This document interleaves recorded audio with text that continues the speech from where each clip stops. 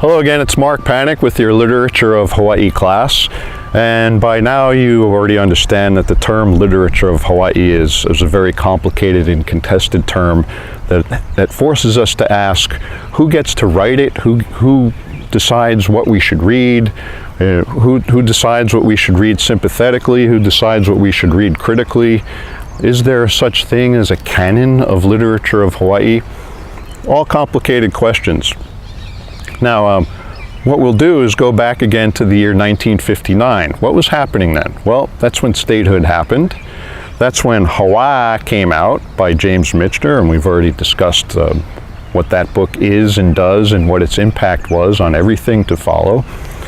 And there was also a book that came out from, it's a collection of work collected by an English professor at the University of Hawaii at Manoa named A. Grove Day.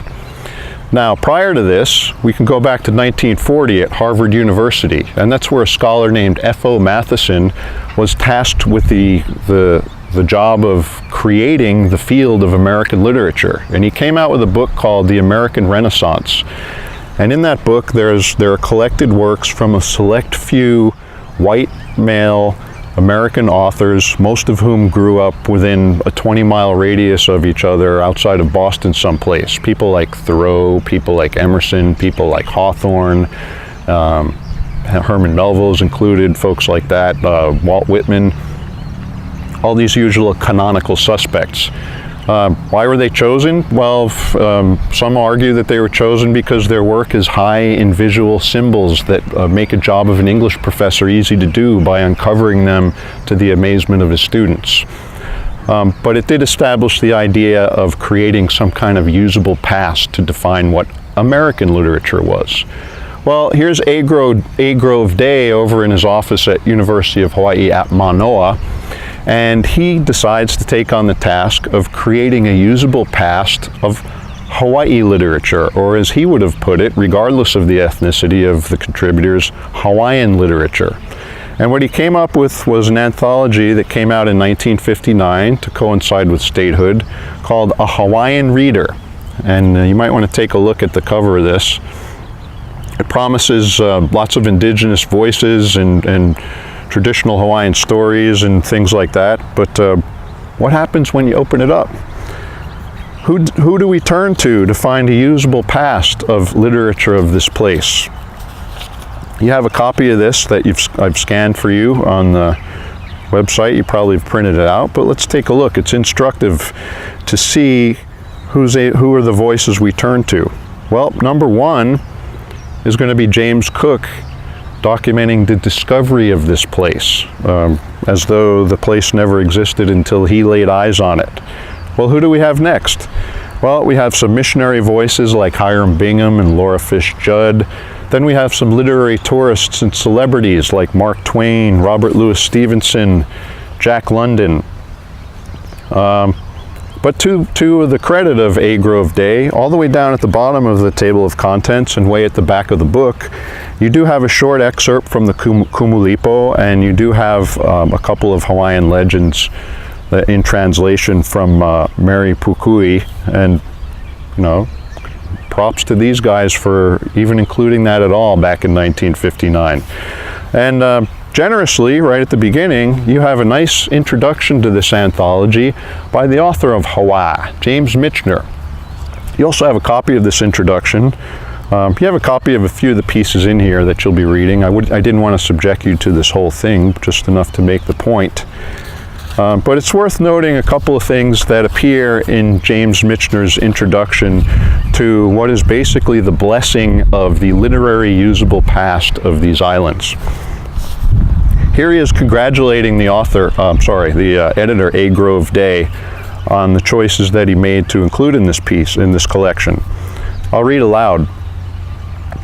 Another characteristic of this anthology which pleases me immensely is the fact that the editors, through judicious selection of materials, give recognition to the fact that Hawaii's population today, in 1959, is about 50% Oriental, his word, in ancestry, One could read dozens of previous books on the islands without ever discovering that fact. Yet it was the Chinese who gave the islands much of their 19th century color.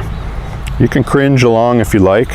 It was the Japanese who did the heavy work in building the great plantations, and it has been the Filipinos who have kept the sugarcane and pineapple growing. Having arrived in the islands as laborer peasants, these Orientals did not produce, his words, did not produce a literature of their own, but Professors Day and Stroven, that's his co-editor, have included important passages to give them representation. Wow. Did not produce a literature of their own. As for the important passages that do give them representation, which one is this? There's a piece in here called Sukiyaki on the Kona Coast, written by a white woman named May Sarton, which details her tourist excursion to be served by Japanese people in a little tea house. That's basically it, to acknowledge a population that, as he said, exceeded by 50% at that time the rest of Hawaii. Did not produce a literature of their own. This is going into schools, this is taught at the university, and this is telling everyone that the local voice did not exist in literature. Well, there's a scholar named Stephen Sumida and another scholar named Arnold Kiura.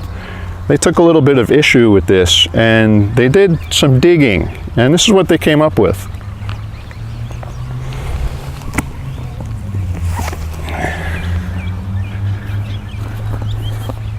This thing. If you dropped it on your desk, it would shake the room.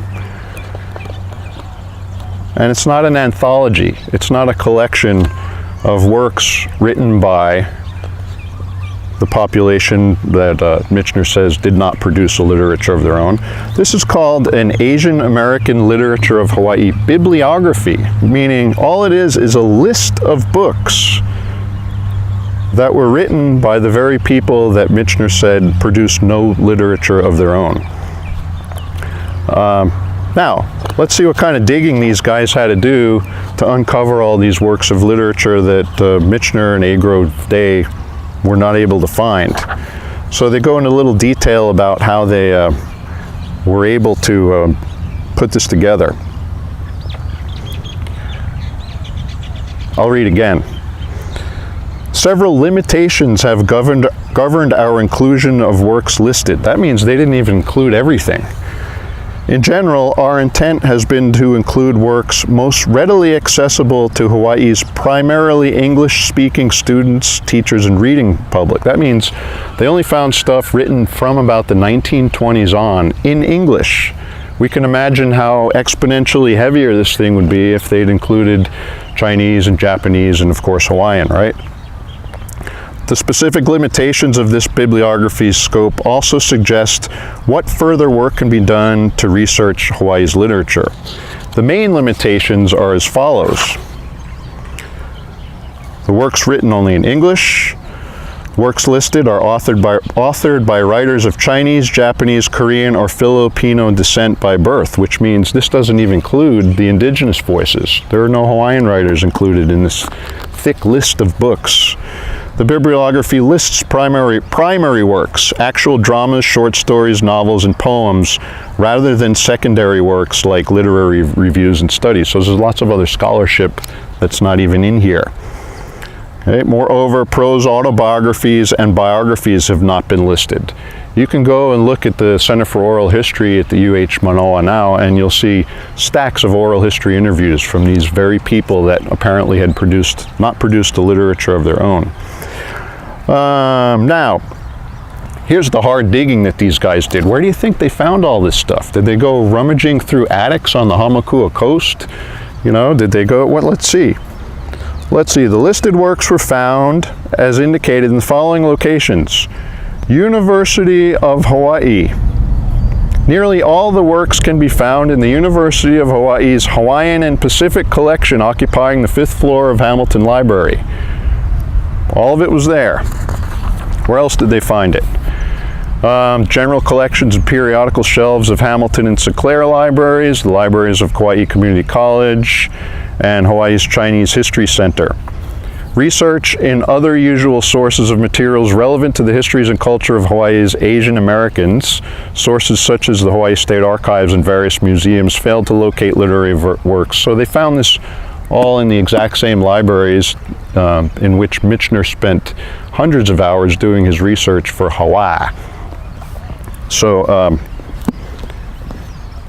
this is like an announcement to the authors and the editors of A Hawaiian Reader that they purposefully missed most of the writing that came from this place.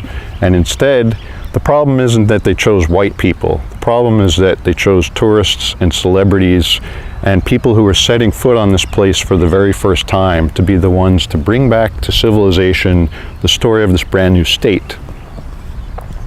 Welcome to the beginning of local literature.